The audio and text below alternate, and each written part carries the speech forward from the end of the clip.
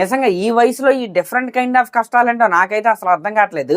ఇంతగా కష్టాలు పడుతుంది ఎవరంటే మన లెజెండరీ మ్యూజిక్ డైరెక్టర్ అయిన ఇళయరాజా గారు అనమాట. మీరు గతంలో చూసుకుంటే మంజుమల్ బాయ్స్ క్లైమాక్స్ లో కావచ్చు, అలాగే లోకేష్ కనకరాజు గారి సినిమాల్లో కావచ్చు ఇళయరాజా గారి సాంగ్స్ అయితే వాడారు. ఆ సాంగ్స్ ని ఆడియన్స్ అయితే చాలా బాగా ఎంజాయ్ చేశారు. కానీ ఇళయరాజా గారు అయితే ఏం మాత్రం ఎంజాయ్ చేయలేకపోయారు అనమాట.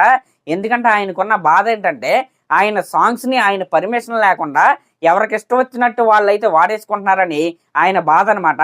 దానిపైన ఆయన అయితే చాలా సార్లు అయితే స్పందిస్తూ దానిపైన కాపీరైట్ క్లెయిమ్లు వేశాడు. అలాగే డబ్బులు కూడా ఇవ్వమని ఆయన అయితే నోటీసులు అయితే పంపించాడు. అయిపోయింది ఆ రచ్చ అయితే అప్పట్లో అయితే అయిపోయింది. మళ్ళీ ఈ రోజున ఇంకొక కొత్త రచ్చ అయితే స్టార్ట్ అయింది అనమాట మన ఇళయరాజా గారిది.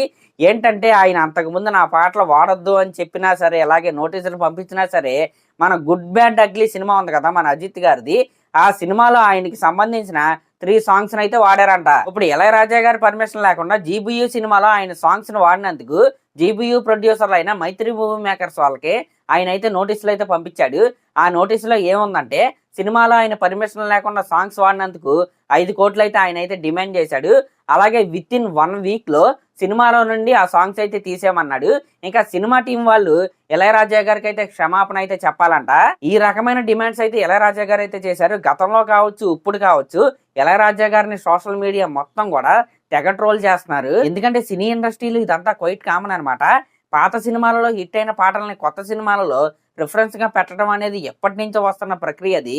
అందులోని ఇళయరాజా గారి పాటలే కాదు, ఏఆర్ రెహమాన్ గారి పాటలు కావచ్చు, ఇంకా చాలా మంది మ్యూజిక్ డైరెక్టర్స్ యొక్క పాటలు రెఫరెన్స్లుగా అయితే మన డైరెక్టర్స్ అయితే పెడతానే ఉంటారు. ఇలా చాలా మంది మ్యూజిక్ డైరెక్టర్ యొక్క పాటలు వాడినా సరే ఎవరు కూడా ఇప్పటి వరకు అయితే రెస్పాండ్ అవ్వలేదు. కానీ ఇళయరాజా గారు మాత్రం నాకు 5 కోట్లు ఇవ్వాలి, 10 కోట్లు ఇవ్వాలి, నాకు క్షమాపణ చెప్పాల్సిందే అన్నట్టుగా అయితే ఆయన ప్రతి రెఫరెన్స్ కి కూడా రియాక్ట్ అవుతానే ఉన్నాడు. ఇంకా కొంతమంది చెప్తున్న పాయింట్ ఏంటంటే ఇళయరాజా గారు కొన్ని వందల సినిమాలకి మ్యూజిక్ డైరెక్టర్ గా అయితే ఉన్నారు. కానీ ప్రతి సినిమాకి కూడా ఆయన అయితే ఫ్రీగా మ్యూజిక్ అయితే కంపోజ్ చేయలేదుగా. అలాగే ప్రతి సినిమాకి కూడా ఆయన అయితే రెమ్యునరేషన్ అయితే తీసుకుని ఆయన అయితే వర్క్ చేశాడు కదా. అలాగే ప్రతి సినిమా యొక్క ఆడియో రైట్స్ ని ఎవరికో ఒకరికి అమ్మేసి ఉంటారు కదా. మరి ఇళయరాజా గారికి రెస్పాండ్ అవడానికి ఎటువంటి రైట్ ఉంటుందని కొంతమంది అయితే క్వశ్చన్ అయితే చేస్తున్నారు. అసలు నాకేమనిపిస్తుంది అంటే అసలు ఇళయరాజా గారు ఎందుకు ఇంత రియాక్ట్ అవుతున్నారని నాకైతే అనిపిస్తుంది. మనం ప్రజెంట్ జనరేషన్ లో కనుక చూసుకుంటే ఇళయరాజా గారు అనే వాళ్ళు ఒకరు ఉన్నారని తెలుసు కానీ ఆయన కంపోజ్ చేసిన పాటలు చాలా మందికి అయితే తెలియదు. ఈ ప్రెసెంట్ జనరేషన్ లో ఇప్పుడు కొత్త సినిమాలలో ఆయన పాత పాటలని పెట్టడం వల్ల ఇప్పుడు ప్రెసెంట్ జనరేషన్ వాళ్ళకి కూడా ఇళయరాజా గారు ఇంత గొప్ప మ్యూజిక్ డైరెక్టరా, ఆయన సాంగ్స్ ఇంత అదిరిపోయేలాగా ఉంటాయా అని ఇప్పుడు వాళ్ళకు కూడా తెలిసింది కదా. మరి ఈ విధంగా చూసుకుంటే ఈ రెఫరెన్స్లు వాడటం వల్ల ఇళయరాజా గారి పేరే ఇంకా పెరిగిద్దని నేనైతే అనుకుంటున్నా. మరి దీనిపై మీరేమనుకుంటున్నారా కామెంట్ చేయండి.